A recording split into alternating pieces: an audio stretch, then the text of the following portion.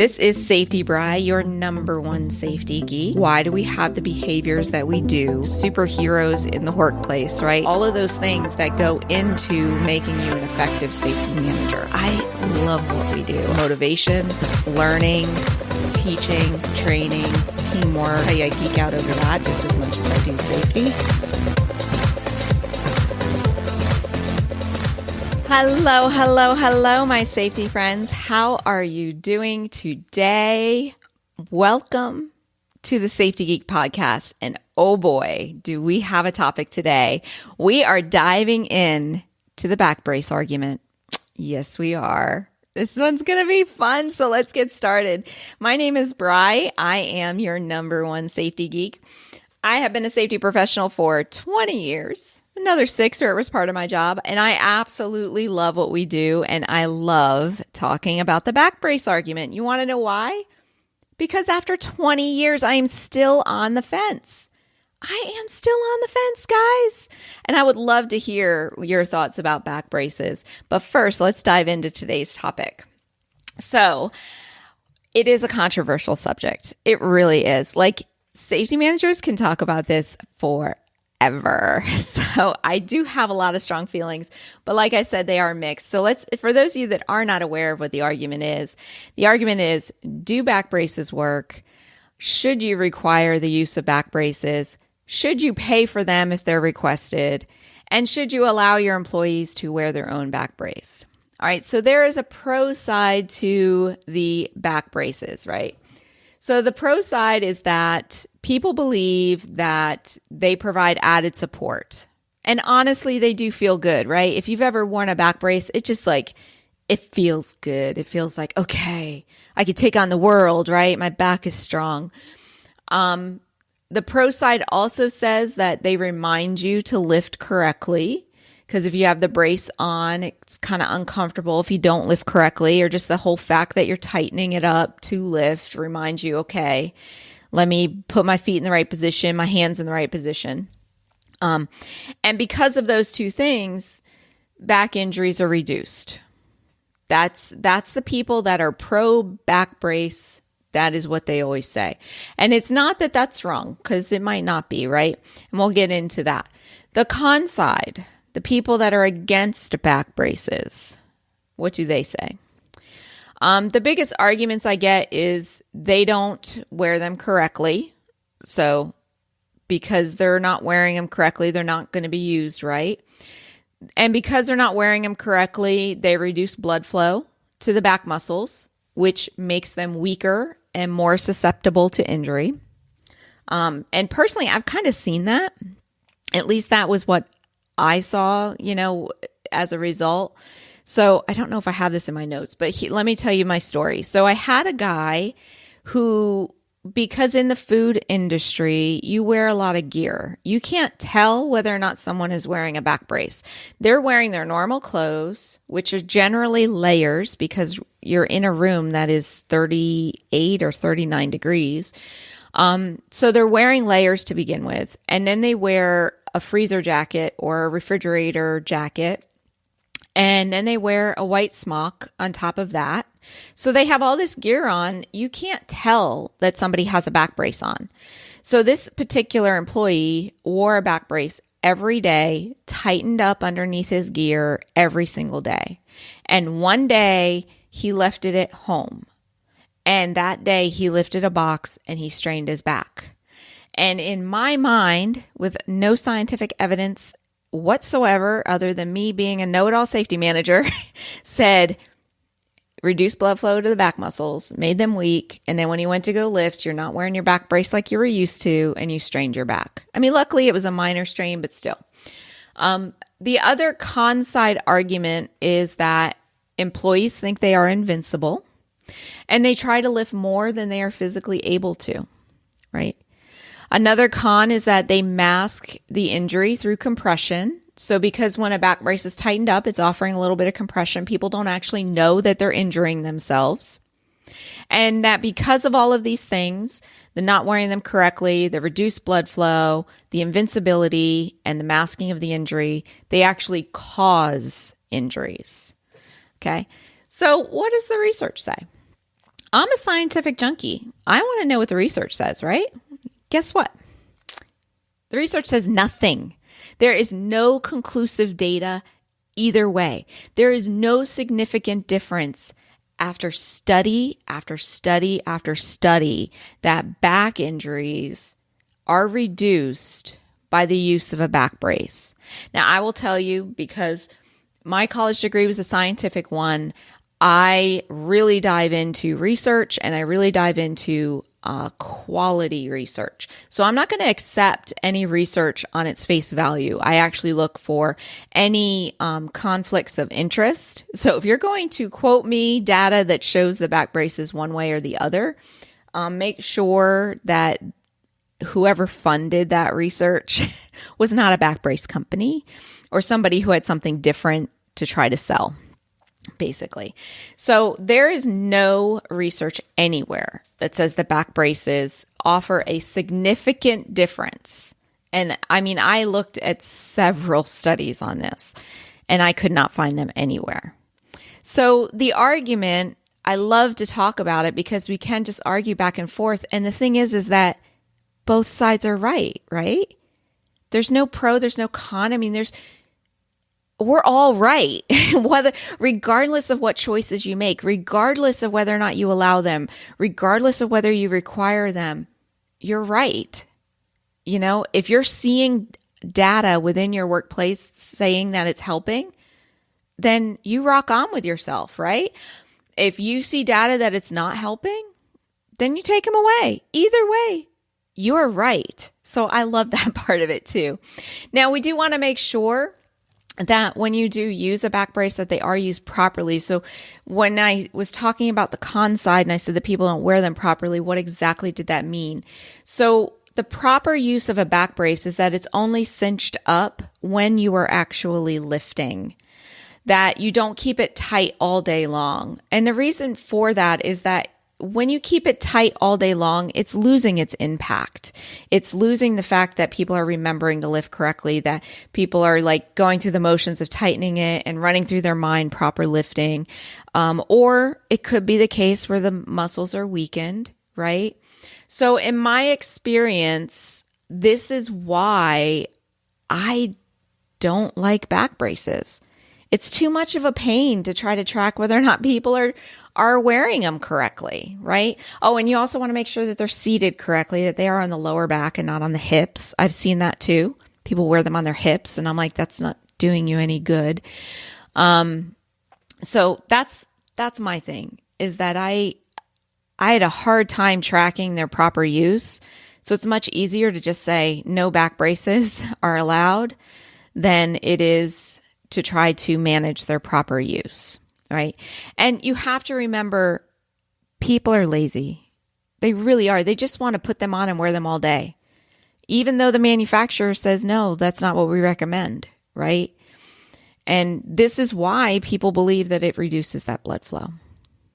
Okay. So be cautious in changing your policy. So if you are looking at, you already have a back brace policy and you want to get rid of it, be cautious, because there could be some valid, even though there is no scientific evidence, there could be some validity in the fact that it is reducing blood flow. So if you just all of a sudden get rid of it, you could end up with a rash of back injuries. Who knows? I wouldn't want to take that chance. So what I would say is that if you're going to do it, make sure that you are transitioning them out of it, or you're transitioning them into it, one way or the other. Because even if you've never used back braces before and then all of a sudden you're requiring it, that can be uncomfortable too. And then that could cause a rash of problems as well. So make sure you're just transitioning people into it. All right. And my big thing is make them visible. Don't allow them to wear them underneath all their gear.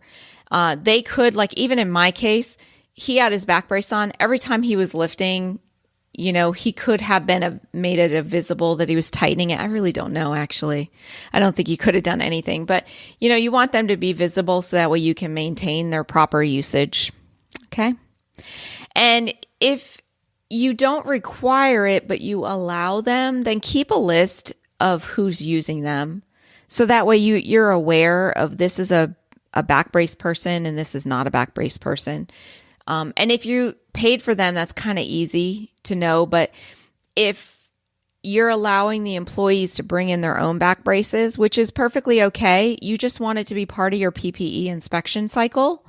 So you can tell them, hey, if you're using your own back brace, I need to inspect it on a monthly basis. And that'll help you track who has it. Because, it's just like any other PPE that needs to be inspected.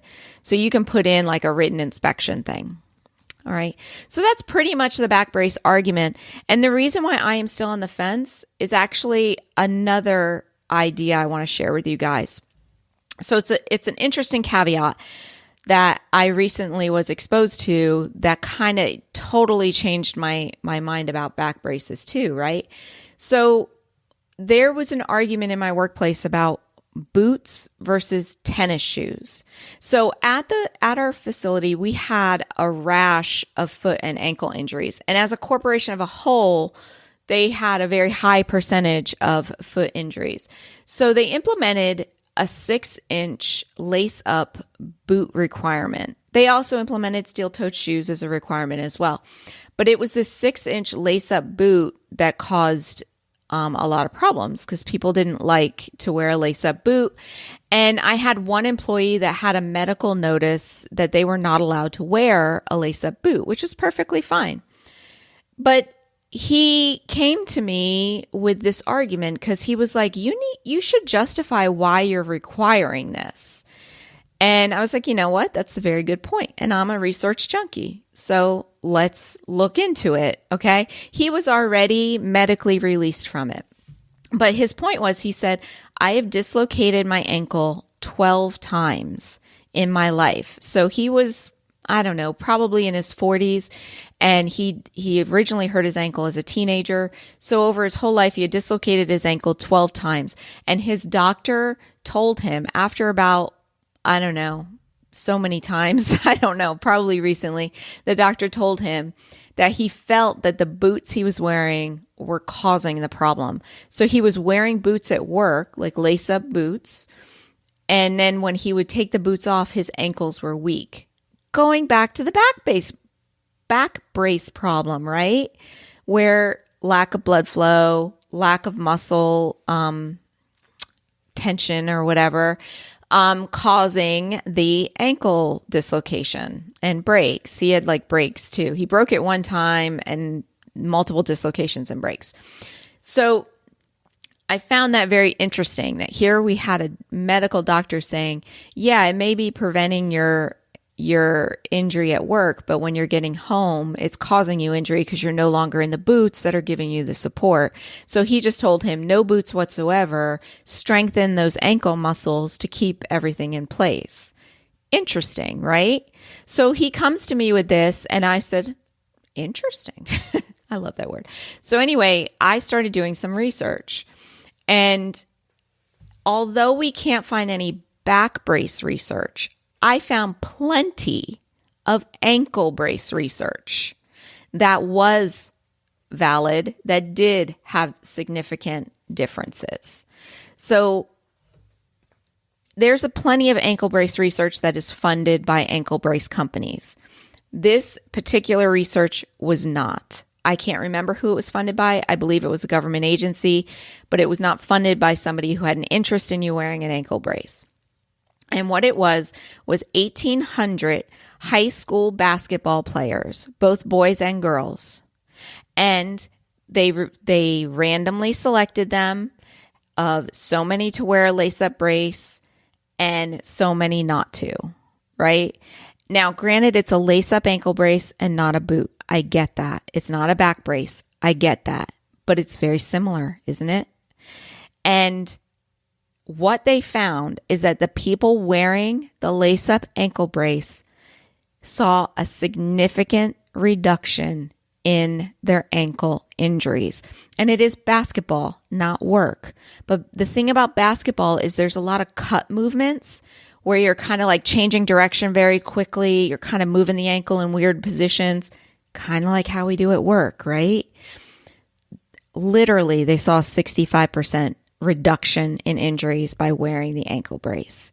So that was my backup for my lace boot requirement was I had this research. So it kind of made me feel good about requiring the lace boot. And then it got me rethinking, should I require back braces? Because if it's working for lace boots, wouldn't it work for back braces? This is why I'm on the fence, my friends. And then I had this guy say, yeah, I didn't dislocate my ankle at work ever. It was when I got off of work. He goes, so yeah, your research is great and you're helping your employees while they're at work. But then when they get home, they're going to injure themselves. And shouldn't you care about that? And yes, I do care about that. So then that put me back on the fence going, I don't know, right? I don't know what's better. Honestly, the best thing out there is to have healthy employees, that they're eating well, they're exercising, they have strong muscles. You have all that, you're not going to have muscular skeletal disorder injuries. Oh my gosh, I can't believe I forgot that word. I was like, MSDs, what does MSD stand for? So it kind of really it put me both ways going, why didn't I look at boots the same way as I looked at back braces? Because I've been anti-back braces for many, many years, but I've never been anti-boot until this employee came up to me with that. So I love sharing this research. I love having these conversations. I would love to hear your take on it. Do you require back braces? Do you require boots? Why? Why not?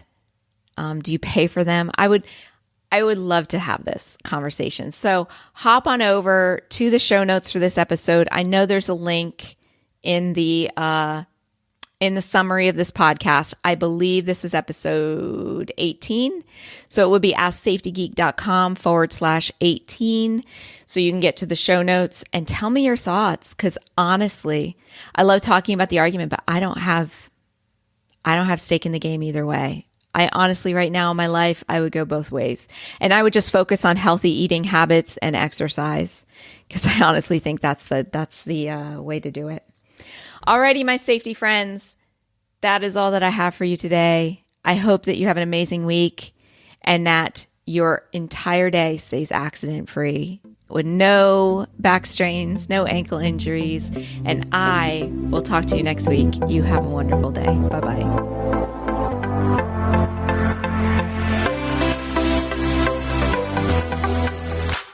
Hey, thank you so much for listening. What did you think about this week's episode? I would love to know.